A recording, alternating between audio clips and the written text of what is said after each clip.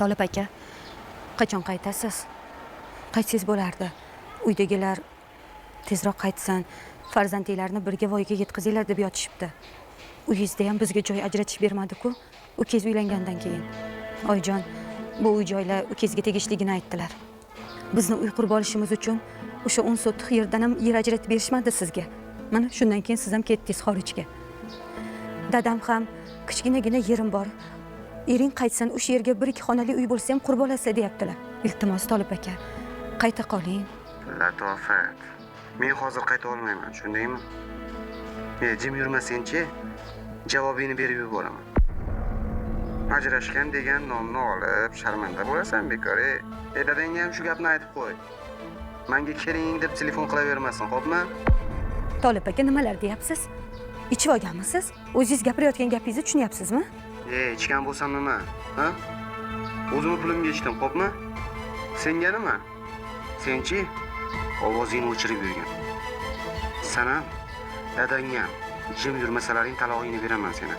Sen haqingni yomon gaplarni tarqataveраman. Bolalaringchi katta bo'lganda boshlarini ko'tarib yura olmaydigan qilib qo'yaman. Tushundingmi?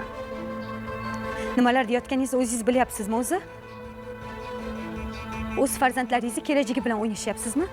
Aql hushingiz joyidami o'zi? Meni aql hushim bilan sening nima ishing bor, ha?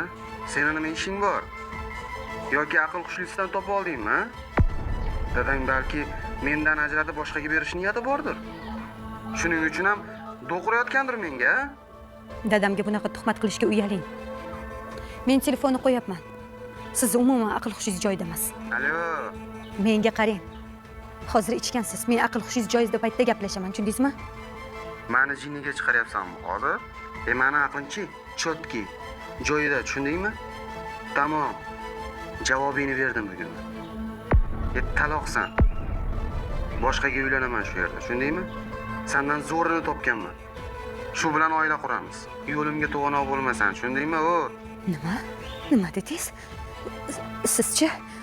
Siz menga umuman qaytib qo'ng'iroq qilmang, tushundingizmi? Alo.